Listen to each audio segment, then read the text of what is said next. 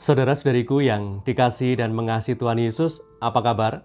Semoga Anda semua tetap bersemangat dan bersukacita oleh karena iman kita kepada Yesus Kristus Tuhan. Seorang pelukis wajah akan mencermati terlebih dahulu wajah seseorang yang akan dilukisnya sebelum melukis wajah orang itu. Setelah pelukis berhasil menemukan kekasan dari wajah seseorang itu, ia segera melukis di atas kanvas atau kertas. Dan hasilnya adalah banyak orang lebih menyukai lukisan wajah dan menyimpannya dengan baik dan dibingkai dan dipajang di dinding rumah. Karena menurut saya sendiri, ada keindahan yang khas bila melihat lukisan wajah seseorang dibandingkan dengan mencetak foto biasa. Hari ini Minggu, tanggal 29 Januari 2023, hari Minggu biasa yang keempat. Sabda Tuhan ditawarkan kepada kita dari Injil Matius bab 5 ayat 1-12, di mana kita mendengarkan sabda bahagia. Tuhan Yesus mengajarkan sabda bahagia. Di saat Tuhan Yesus berbicara tentang sabda bahagia, ada 8 sabda bahagia, ada 8 keindahan sabda bahagia. Sebenarnya ia itu sedang melukiskan gambaran dirinya kepada para muridnya yang pada saat itu mendengar pengajarannya.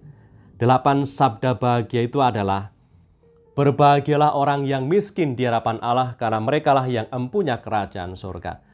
Berbahagialah orang yang berduka cita, karena mereka akan dihibur. Berbahagialah orang yang lemah lembut, karena mereka akan memiliki bumi. Berbahagialah orang yang lapar dan haus akan kebenaran, karena mereka akan dipuaskan. Berbahagialah orang yang murah hatinya, karena mereka akan beroleh kemurahan. Berbahagialah orang yang suci hatinya, karena mereka akan melihat Allah. Berbahagialah orang yang membawa damai, karena mereka akan disebut anak-anak Allah. Berbahagialah orang yang dianiaya oleh sebab kebenaran, karena merekalah yang empunya kerajaan surga. Berbahagialah kamu jika karena aku kamu dicela dan dianiaya dan kepadamu difitnahkan segala yang jahat.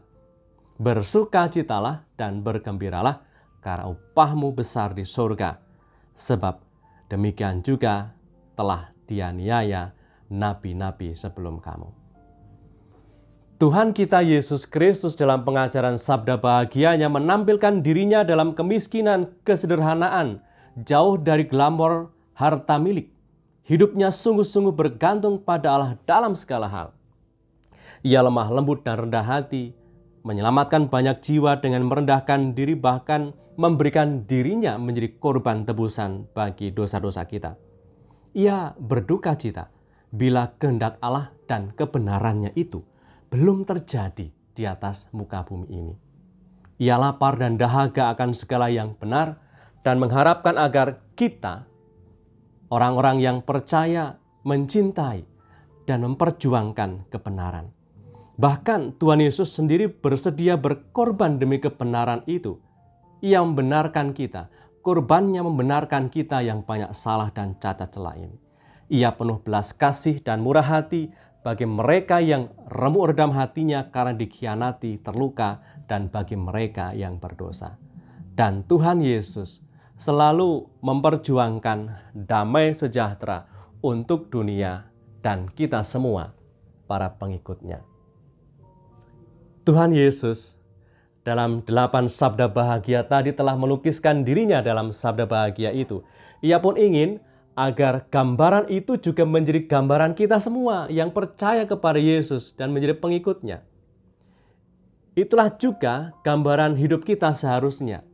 Dan kita diajak untuk membiasakan diri menghidupi sabda bahagia itu. Dalam sabda bahagia itu, saudara-saudariku yang terberkati, terkandung kekuatan yang mengajak saya untuk melepaskan segala ikatan yang selama ini lebih mengarahkan kita kepada kematian, kepada kesesatan, kepada kepenatan dan kekosongan hidup. Dengan menghidupi sabda bahagia itu, kita akan diarahkan kepada hidup yang penuh makna hidup yang bahagia, yang mengarahkan kepada keselamatan. Maka mari kita mohon rahmat Allah supaya kita bisa hidup dalam semangat ini, semangat sabda bahagia. Bahagia karena hidup kita bergantung pada Allah, bahagia karena rela berduka cita demi suatu kebenaran, bahagia karena bersikap lemah lembut dan rendah hati, bahagia karena ingin selalu berusaha dan melakukan apa yang dikehendaki oleh Tuhan, bahagia karena murah hati, bahagia karena bersehati dalam Tuhan dan memilih cara hidup yang lebih mengarah kepada kekudusan.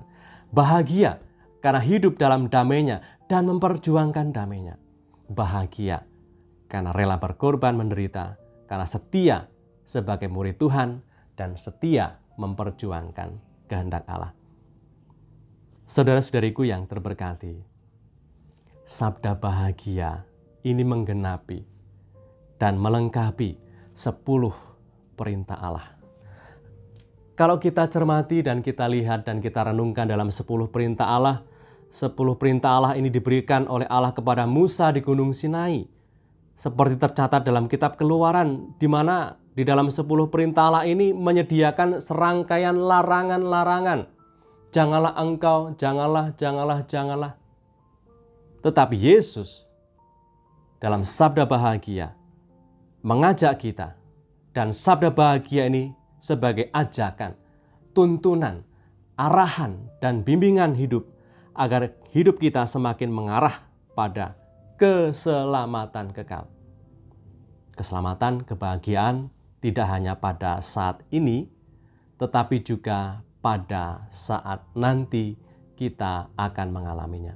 Yakinlah bahwa ketika kita berani menghidupi ajakan dari sabda bahagia itu, mulai saat ini, di dunia ini kita sudah bisa mencicipi kebahagiaan kekal itu.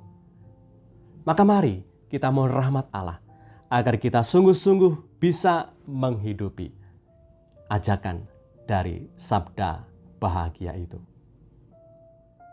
Marilah berdoa dalam nama Bapa dan Putra dan Roh Kudus. Amin. Allah Bapa yang penuh belas kasih, Engkau menaruh cinta dan belas kasih-Mu atas kami umat-Mu yang sedang berjuang di tengah dunia ini.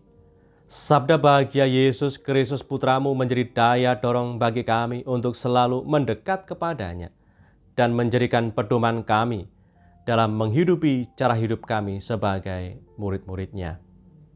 Dengan pengantaran Yesus Kristus Putra-Mu Tuhan kami, yang bersama Dikau dalam persekutuan Roh Kudus, hidup dan berkuasa Allah sepanjang segala masa. Amin. Berkatalah yang Maha Kuasa turun atas kita semua, Bapa, Putra, dan Roh Kudus. Amin. Saudara-saudariku yang terberkati dimanapun Anda berada dan dalam situasi apapun hidupmu, tetap semangat, tetap optimis, and stay calm with Jesus.